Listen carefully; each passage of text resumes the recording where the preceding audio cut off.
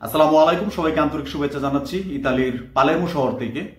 আজকের ভিডিওটা 2025 সালে এবং 2024 সালে যারা সার্বিয়ার জন্য ফাইল জমা করছেন তাদের উদ্দেশ্যে খুবই গুরুত্বপূর্ণ। কেউ আজকের ভিডিওটা স্কিপ করবেন না এবং সাথে সাথে আপনাদেরকে রিকোয়েস্ট করবো যারা নতুন আছেন অবশ্যই আমার চ্যানেলটি সাবস্ক্রাইব করে আমাদের পাশে থাকবেন। সার্বিয়া বেশ কিছু আপডেট আমি দিয়েছি এর আগে। 2024 সালে আমার ইউটিউব চ্যানেলে খুব কমই ভিডিও আপলোড করতে পারছি আমি, সেজন্য আন্তরিকভাবে দুঃখিত। তো এর ভিতরে সার্বিয়া নিয়ে বাংলাদেশে বেশ কিছু অঘটন ঘটে গেছে। তার মধ্যে সবচাইতে বেশি যদি আমি বলি, ইউরোপের কান্ট্রিগুলোর মধ্যে রোমানিয়া এবং ক্রোয়েশিয়া, বুলগেরিয়া তাদেরকে ওভারটেক করে প্রতারণার শীর্ষে এখন সার্বিয়া নিয়ে। এর বেশ কিছু কারণ আছে, সেই দিকগুলো আপনাদের সাথে শেয়ার করবো ইনশাআল্লাহ। এবং 2025 সালে এই রানিং বছরে সার্বিয়াতে আমাদের কি কি সুযোগ সুবিধা থাকছে বা সার্বিয়াতে আপনি কেমন ফিউচার গড়তে পারবেন সেই বিষয়টা আপনাদেরকে সামান্য কিছু ধারণা দেওয়ার চেষ্টা করবো ইনশাআল্লাহ। তো ভিডিওটা ফুললি দেখবেন, কোনো স্কিপ করবেন না। ফার্স্ট অফ অল বলি, প্রথমে আমি যে কথা বলবো সেটা হচ্ছে সার্বিয়া নিয়ে বাংলাদেশের এজেন্সিগুলার প্রতারণার ফাঁদ প্রায় 90% এজেন্সি। 100 এজেন্সির মধ্যে 10টা এজেন্সি সার্বিয়া নিয়ে ভালো কাজ করে এবং 90টা এজেন্সি মানুষের সাথে প্রতারণা করছে। সার্বিয়াতে যাওয়ার জন্য আমরা জানি যে দিল্লিতে যাওয়ার কোনো প্রয়োজন নেই। আপনি বাংলাদেশ থেকে ভিসা অথরাইজের মাধ্যমে স্ট্যাম্পিং করে দিল্লি থেকে নিয়ে যেতে পারবেন এবং বাংলাদেশ থেকে ফ্লাই করে সার্বিয়াতে আসবেন। এটাই হচ্ছে প্রসেসিং। ওয়ার্ক পারমিট অ্যাপ্লিকেশন করবেন সার্বিয়াতে কোনো কোম্পানি থেকে ওয়ার্ক পারমিট নিয়ে যাবেন। সেই ওয়ার্ক পারমিট অনলাইন অ্যাপ্রুভাল করবে দিল্লি এম্বাসিতে। সেই দিল্লি এম্বাসিতে ডিএসএল এর মাধ্যমে পাসপোর্ট পাঠানো হবে, সেখান থেকে স্ট্যাম্পিং করে আবার পাসপোর্ট বাংলাদেশে চলে যাবে, দেন আপনি ফ্লাই করবেন সার্বিয়াতে। Total processing clear.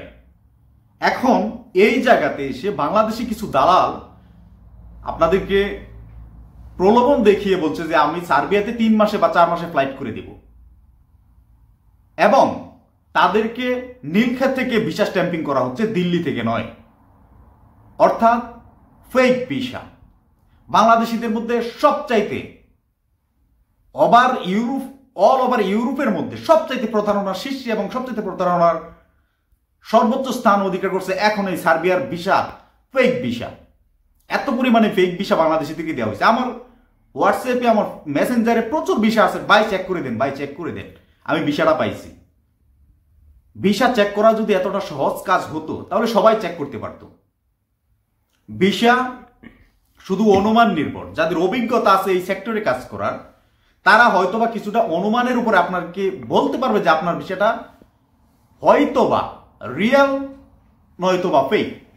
এর বাইরে কিচ্ছু বলতে পারবে না। সুতরাং প্রথম স্থানে যে কথাটা বলবো, 90% এজেন্সি ফেক ভিসা দিচ্ছে বাংলাদেশিদের, এই সার্বিয়ার ভিসা। সুতরাং আপনি যে এজেন্সি নির্বাচন করবেন, প্রথমে যখন আপনি কোনো এজেন্সিকে টাকা দেবেন বা আপনার পাসপোর্ট দিবেন, সেক্ষেত্রে এজেন্সি নির্বাচন করার সময় যাতে 100%-এর মধ্যে আমি যে প্রথমে বললাম যে 10% এজেন্সি ভালো আছে, সেই 10% এজেন্সির মধ্যে আপনার ফাইল জমা করার চেষ্টা করবেন। এখন আপনার কথা হচ্ছে যে আমি তো চিনি না, আমি জানি না, আমি ভালো এজেন্সি কোনটা খারাপ এজেন্সি কোনটা সেটা চিনবো কেন? অনেক ভালো এজেন্সি আছে বাংলাদেশের মধ্যে যারা ইউরোপের কাজ করতেছে। আপনি আমার ভিডিওটা দেখতেছেন, তার মানে আপনি অবশ্যই অনলাইন সম্পর্কে ভালো ধারণা আছে। অনলাইনের মাধ্যমে তাদেরকে আপনি বের করে নিতে পারবেন যারা ভালো কাজ করে। আপনার কাজ যদি টোটালি নাও করতে পারে, আপনার ভিসা যদি তারা না করতে পারে, আপনার ফাইল ব্রেক দিবে, কিন্তু ফেক ভিসা তারা প্রদান করবে না। সুতরাং এজেন্সি যদি আপনার ভালো হয়, এজেন্সি চুজ করার সময় যদি আপনি সঠিক সিদ্ধান্তটা নিয়ে নিতে পারেন, তখন আপনি যখন ভিসা পাবেন, ওই আমার মতো এবং আমার মতো আরো যারা ইউটিউবে কন্টেন্ট ক্রিয়েট করে, ফেসবুকে কন্টেন্ট ক্রিয়েট করে, ইনফরমেশন শেয়ার করে, তাদেরকে সেন্ড করতে হবে না আপনার ভিসাটা, যে ভাই আমার ভিসাটা চেক করে দেন।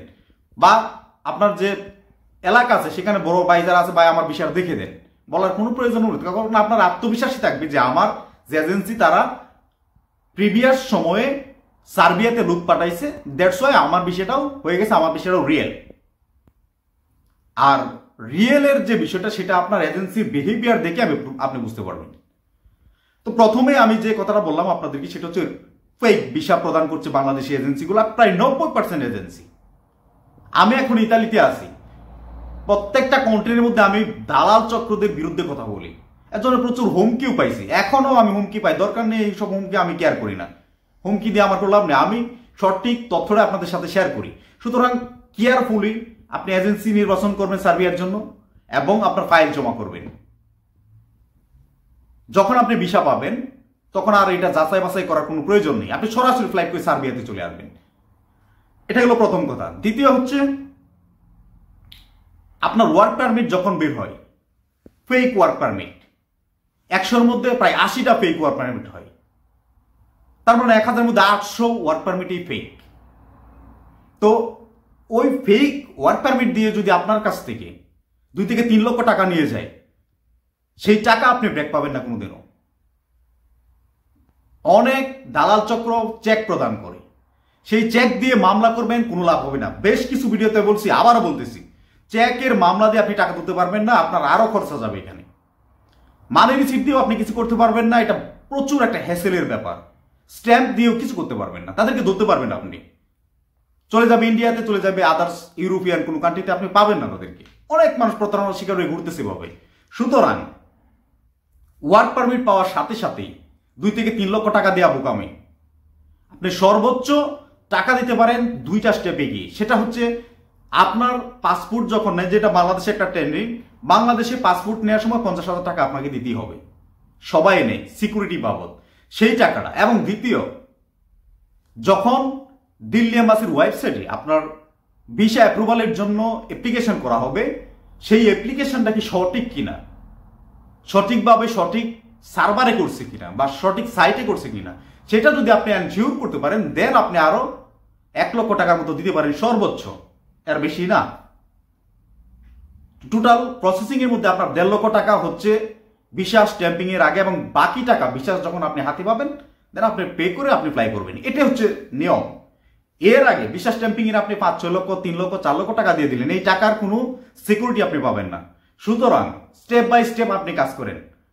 এখানে একটা কথা মেনশন করে দিই, বাংলাদেশের যে দালাল চক্র আছে সার্বিয়াতে লোক পাঠায়, তারা ইন্ডিয়ার দিল্লি এম্বাসির যে ওয়েবসাইট আছে, হুবহু সেই ওয়েবসাইটটাকে নকল করে সেখানে অ্যাপ্রুভাল দেখাচ্ছে যে আপনার ভিসা অ্যাপ্রুভ হয়ে গেছে, আপনার ই ভিসা হয়ে গেছে। সার্বিয়াতে ই ভিসা হয় না, আমি আগেও বলছি, আজকে আবার বলছি, স্ট্যাম্পিং ভিসা হয়, স্টিকার ভিসা হয়। আপনার পাসপোর্টের একটা স্টিকার লাগানো হবে, সেটা হচ্ছে ভিসা, ই ভিসা আমাদের জন্য না। সুতরাং এটা একটা ফেক। এবং আপনার যদি ডুপ্লিকেট কোনো ওয়েবসাইটে গিয়ে আপনার অ্যাপ্রুভাল দেখা, সেটাও ফেক। সুতরাং কেয়ারফুলি। সার্বিয়া নিয়ে প্রচন্ড পরিমাণে আপনার প্রতারণা হচ্ছে বাংলাদেশে, প্রচন্ড পরিমাণে দালাল চক্র একটা আড়ত হয়ে গেছে ফেসবুকে, বিশেষ করে ফেসবুকে ঢুকলেই সার্বিয়াতে 3 মাসের ফ্লাইট, 2 মাসের ফ্লাইট, ইত্যাদি ইত্যাদি। আমরা লুট পাঠাচ্ছি, এই সেই কিছু ভিসার ফেক ভিসার কিছু স্টিকার সরিয়ে দিচ্ছে। সুতরাং এগুলা থেকে দূরে থাকবেন, সঠিক মাধ্যম বের করবেন। আপনার যদি তাতে সময় 1 বছরও লেগে যায় সঠিক মাধ্যম পেতে, সেই 1 বছর আপনি এমনিতেই খাটাবেন শুধু একটা এজেন্সি নির্বাচনের ক্ষেত্রে, তবু কোনো প্রতারকের হাতে আপনার ফাইল তুলে দিবেন না। সার্বিয়াতে যদি আপনি আসেন, সার্বিয়ার সাথে 4টা সেনজেন কান্ট্রির বর্ডার তারা একসাথে জয়েন, সেটি হচ্ছে বুলগেরিয়া, রোমানিয়া, হাঙ্গেরি এবং ক্রোয়েশিয়া। এটা খুবই গুরুত্বপূর্ণ একটা কথা যে সেনজেন কান্ট্রি, 4টা সেনজেন কান্ট্রির সাথে সার্বিয়ার বর্ডার। সুতরাং আপনি যে কোনো মুহূর্তে সেনজেনে প্রবেশ করতে পারবেন। দালালদের এটা আরেকটা প্রতারণার ফাঁদ, কারণ রোমানিয়াতে আপনি ইন্টারন্যাশনাল নিরাপত্তা আইনে অ্যাপ্লিকেশন করতে পারবেন না, সেটা তারা অ্যালাউ করে না। যদি আপনি কোনো ভিআইপি পার্সন হন বা আপনার জীবনের প্রচন্ড পরিমাণে রিস্ক থাকে এবং যদি সেটা বাস্তবতা থাকে, সত্যি ঘটনা, তাহলে হয়তো আপনি অ্যাপ্লিকেশন করতে পারেন, আদারওয়াইজ না। বুলগেরিয়াতেও সেম, ক্রোয়েশিয়াতেও সেম এবং হাঙ্গেরিতেও সেম। সুতরাং আপনি সার্বিয়াতে প্রবেশ করলেন মানেই যে আপনি সেনজেন কান্ট্রিতে প্রবেশ করে ফেলবেন, যে কোনো মুহূর্তে আপনি বর্ডার দিয়ে টপকে চলে যাবেন সেনজেনে, ব্যাপারটা এরকম না। সুতরাং কেয়ারফুলি এই বিষয়টা দেখে আপনি ফাইল জমা করবেন, জেনে বুঝে ফাইল জমা করবেন। আরেকটা গুরুত্বপূর্ণ কথা হচ্ছে, সার্বিয়া 2025 সালে বা নেক্সট বলকান কান্ট্রি থেকে যদি কোনো দেশ সেনজেন হয়, তাহলে সেটা হবে সার্বিয়া। এটা হচ্ছে আরেকটা প্রতারণার ফাঁদ। সার্বিয়া এমন একটা দেশ সেখানে পলিটিক্যাল ক্রাইসিস সবচাইতে বেশি। ভৌগোলিক অবস্থানের দিক দিয়েও সার্বিয়া খুবই গুরুত্বপূর্ণ একটি দেশ, রাজনৈতিক অবস্থান থেকেও সার্বিয়া খুবই গুরুত্বপূর্ণ একটি দেশ। আমরা অনেকেই জানি না সার্বিয়া সবসময় রাশিয়ার পক্ষে কথা বলে, সুতরাং সার্বিয়া দেশটাকে অবশ্যই ইউরোপীয় ইউনিয়নের সদস্য পদে দেবে না। মেনশন করে দিলাম আপনাদেরকে, মনে রাখবেন কথাটা, সার্বিয়া ইউরোপীয় ইউনিয়নের সদস্য পদেই পাবে না। যদি পায় অবশ্যই তাদের রাশিয়ার যে চাপুরিং সিস্টেম আছে সেই পলিটিক্যাল সিস্টেম থেকে বের হয়ে আসার পরেই সার্বিয়াকে হয়তোবা ইউরোপীয় ইউনিয়নের সদস্যপদের একটা সদস্যপদ লাভ করার একটা পদ তৈরি করতে পারে ইউরোপীয় ইউনিয়ন বা ইউরোপীয় কমিশন। ইউরোপীয় ইউনিয়নের সদস্যপদ পাওয়ার পর তারপর সেনজেনের ম্যাটারটা চলে আসে, অর্থাৎ সেনজেন অনেক দূর। সুতরাং ভ্রান্ত স্বপ্ন নিয়ে সার্বিয়াতে আসার কোনো প্রয়োজন নেই। সার্বিয়াতে এসে আপনি প্রতি মাসে 1 থেকে 1.5 লক্ষ টাকা ইনকাম করবেন, সেটা আরেকটা প্রতারণার ফাঁদ। সার্বিয়াতে ম্যাক্সিমাম যে দালালগুলা লুটপাটা, ম্যাক্সিমাম মানুষই সঠিকভাবে তার কাজটা পায় না। যদি কাজ পায় তার স্যালারিটা ঠিকঠাকভাবে পায় না। বিষয়টা মাথায় রেখেই সার্বিয়াতে আসবেন। সঠিক এজেন্সি এবং আপনার সঠিক কোম্পানি, আপনার স্যালারি রেঞ্জ যেটা যদি 40,000 টাকাও হয়, যাতে সবকিছু ঠিকঠাক থাকে এরকম দেখে দেন আপনি সার্বিয়াতে আসবেন। তারপর আরেকটা মোস্ট ইম্পর্টেন্ট কথা হচ্ছে, সার্বিয়া থেকে আপনি যদি সেন্ট্রাল ইউরোপে মুভ করতে চান সেটা কিন্তু খুবই ডিফিকাল্ট একটা বিষয়। গত ভিডিওতে বলছি, আবার বলতেছি, সার্বিয়া থেকে আপনি যদি গেম দিয়ে আসতে চান তাহলে আপনার কাছ থেকে সার্বিয়া বা আদার্স যে কান্ট্রির দালালগুলো আছে 2 থেকে 3 লক্ষ টাকা আপনার কাছ থেকে নিয়ে যাবে, এবং নদীপথে না আসলেও আপনি ল্যান্ডে আসবেন, কিন্তু আপনার জীবনে অনেকটা রিস্ক থাকবে। পাহাড় পর্বত এইগুলা পেরিয়ে আপনাকে আসতে হবে। আপনার যদি পুলিশে ধরে, ক্রোয়েশিয়ার পুলিশ কিন্তু অমানবিকভাবে মানুষকে পেটায়, আপনি মারধরের শিকার হতে পারেন, আপনার যে কোনো একটা ইনজুরি হয়ে যেতে পারে। এইগুলো ফেস করেই আপনার আসতে হবে।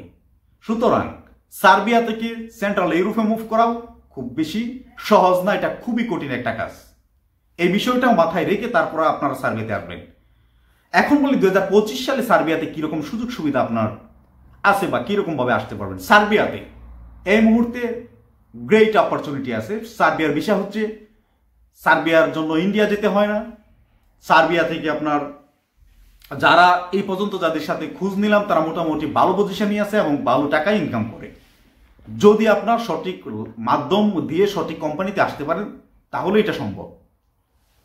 তো 2025 সাল শুধু যে সার্বিয়া বিষয়টা এরকম না, আমি গত ভিডিওতে বলছি ক্রোয়েশিয়া, রোমানিয়া এবং বুলগেরিয়া, যেহেতু হাঙ্গেরি বিষয় অফ করে দিয়েছে, সুতরাং এই যে কান্ট্রিগুলা 3টা কান্ট্রি এবং সার্বিয়া নন সেনজেন কান্ট্রি সহ 4টা কান্ট্রি, এগুলাতে আসার খুব একটা সুযোগ আমাদের রয়েছে, খুব বেশি সুযোগ আমাদের রয়েছে। তার মধ্যে ক্রোয়েশিয়ার বিএসএফ সেন্টার অলরেডি বাংলাদেশে চলে গেছে, রোমানিয়ার কথাবার্তা চলছে বিভিন্ন মহলে, দেখা যাক কি হয়। এবং বুলগেরিয়ারও আমি যতটুকু তথ্য নিলাম, বুলগেরিয়ারও কনসুলেট টিম বাংলাদেশে চলে যাবে বা চলে গেছে হয়তোবা। এবং সার্বিয়ার জন্য দিল্লিতে যেতে হয় না, অথরাইজের মাধ্যমে স্ট্যাম্পিং হয়ে যায়। সুতরাং এই 4টা দেশের জন্য আপনারা ট্রাই করতে পারেন। 2025 সাল সবচেয়ে উত্তম সময়। বাট একটা জিনিস আপনাদেরকে বারবার মেনশন করে দিচ্ছি, যখন আপনি এজেন্সি নির্বাচন করবেন অবশ্যই ভালো এজেন্সি নির্বাচন করবেন, যারা সঠিক কাজ করে সেরকম এজেন্সি নির্বাচন করবেন। প্রতারণার মেইন কিছু স্ট্রাকচার আমি আবার শেষ দিক দিয়ে এসে বলে দিই আপনাদেরকে। প্রথম, ফেক ভিসা প্রদান।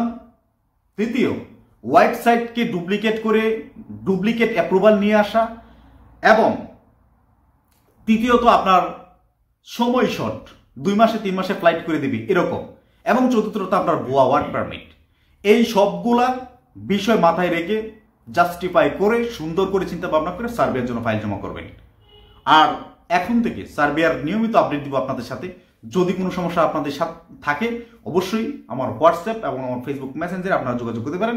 আমি আপনাদেরকে সময় করে, যেহেতু আমি কাজ করি এই জায়গাতে, সময় করে অবশ্যই রিপ্লাই দেওয়ার চেষ্টা করব। ততক্ষণ পর্যন্ত ভালো থাকবেন সবাই। ধন্যবাদ সবাইকে।